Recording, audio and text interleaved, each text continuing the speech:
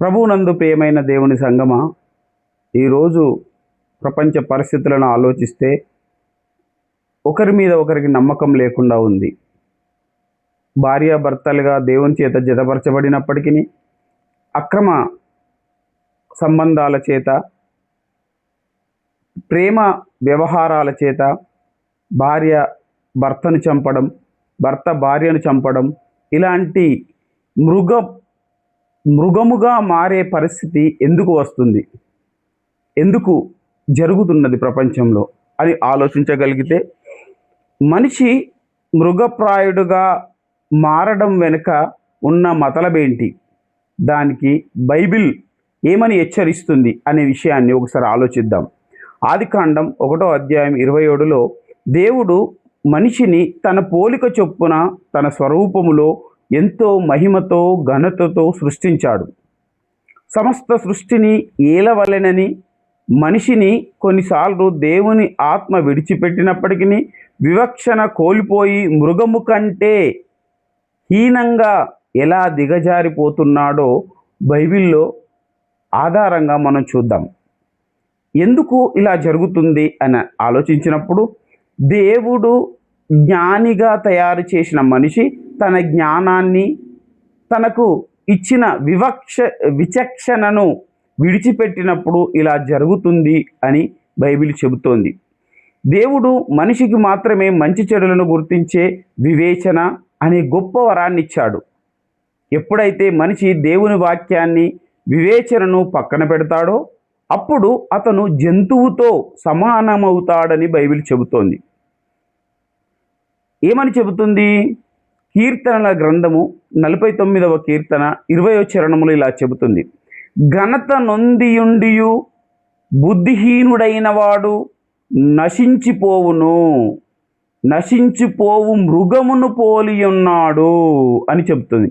అంటే ఘనత నొందిన వాడైనప్పటికీ బుద్ధిహీనంగా ప్రవర్తిస్తే వాడు మృగముతో సమానము అని చెబుతుంది. అంటే ఈరోజు జ్ఞానము, తెలివి ఉన్నప్పటికీ వివేచనను కోల్పోయి మనిషి మృగంగా మారుతున్నాడు. మానవుల మృగంగా మారే పరిస్థితి ఏర్పడుతుంది.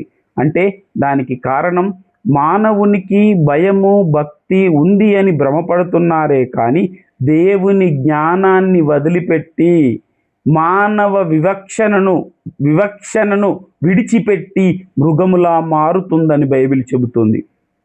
అంత మాత్రమే కాకుండా మనిషికి అన్నీ ఉన్నాయి అని అహంకారము తలకెక్కినప్పుడు, హద్దు మీరి ప్రవర్తించినప్పుడు మనిషి మృగంగా మారుతాడు అనే విషయాన్ని మనం గమనించగలుగుతాం. బైబిల్లో దేవుడు ఇచ్చిన హెచ్చరికలను బేఖాతరు చేస్తూ తానే సర్వాధికారిని అని మనిషి అతిగా గర్వపడినప్పుడు దేవుడు అతనిని బుద్ధిని తీసివేసి మృగంగా మారుస్తాడు.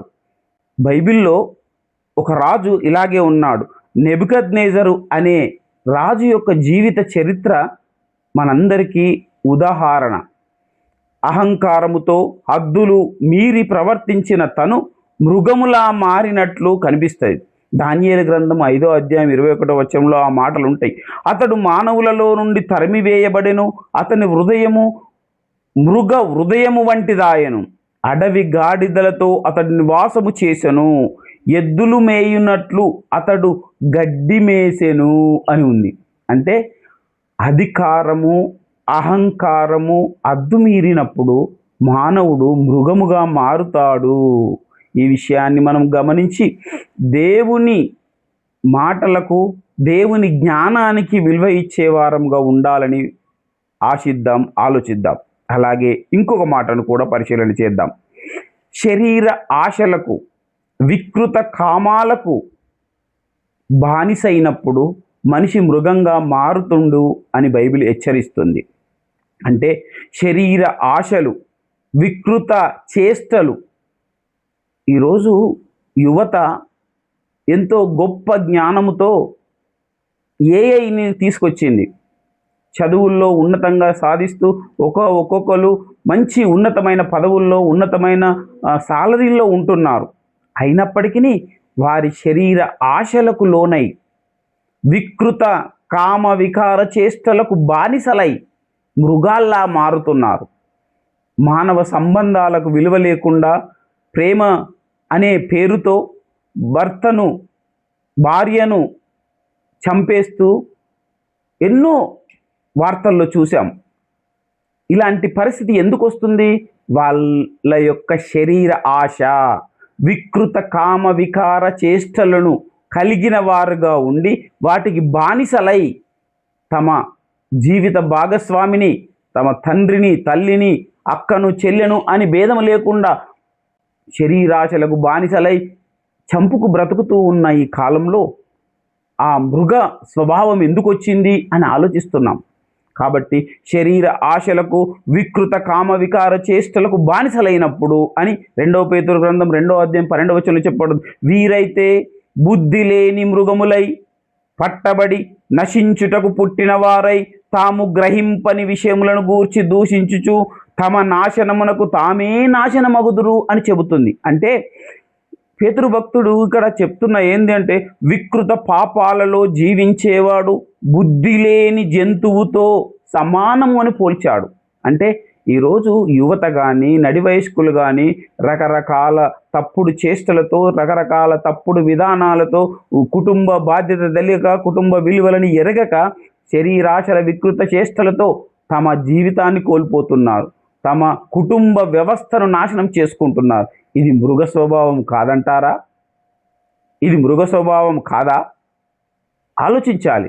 నేటి యువత, నేటి ప్రజలు ఈ విషయాన్ని ఆలోచించి మృగములా బ్రతికే కన్నా మనిషిలాగా నమ్రతతో బ్రతకడం నేర్చుకోవడానికి ప్రయత్నం చేయాలి అని ఆలోచిద్దాం. ఇంకా చూసినట్లయితే బైబిల్ ఇలా చెబుతుంది, మనుష్యులు స్వార్థప్రియులు, ధనాపేక్షకులు, ప్రగల్భములు గలవారును, అహంకారులను, అనురాగరహితులను, అపవాదకులను, ఇంద్రియ నిగ్రహము లేని వారును, క్రూరులను, సజ్జన ద్వేషులను, ఇలాంటి వారు ఈ కాలంలో ఉంటారని 2వ తిమోతికి రాసిన పత్రిక 3వ అధ్యాయం 2-3 వచనాలలో తెలియచేస్తుంది. అంటే ఈ సమయంలో, ఈ టైంలో మనుషుల మీద ఒకరి మీద ఒకరు ప్రేమ లేకుండా ధనాపేక్ష ఎక్కువ కలిగి స్వార్థముతో, ప్రగల్భములు పలుకుతూ, అహంకారముతో, అనురాగరహితులుగా ఉండి, అపవాదకులుగా ఉండి, ఇంద్రియ నిగ్రహం లేనివారుగా ఉండి, క్రూరులుగా ఉండి, సజ్జన ద్వేషులుగా ఉండి మనుషులు క్రూరులుగా మారుతారు అని బైబిల్ చెప్తుంది. వీటన్నింటిని గమనించినప్పుడు మనం ఆలోచించాల్సిన విషయం ఏంటి?